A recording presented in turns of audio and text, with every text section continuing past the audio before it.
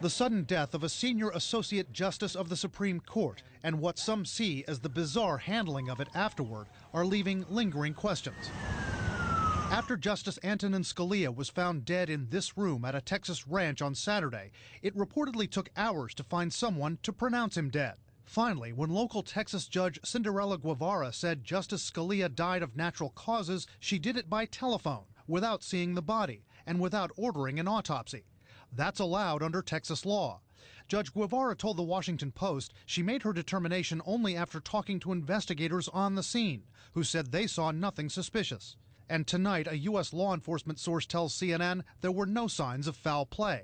Still, some are critical, given Scalia's high profile.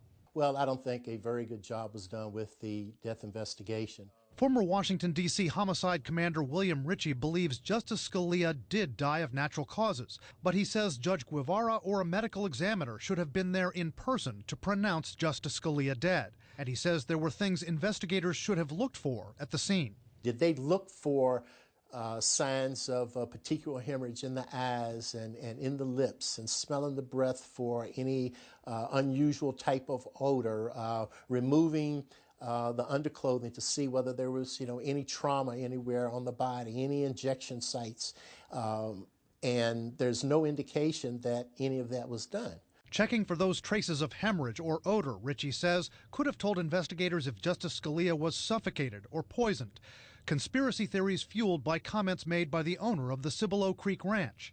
John Poindexter told a Texas newspaper Justice Scalia was found with a pillow over his head. Donald Trump weighed in.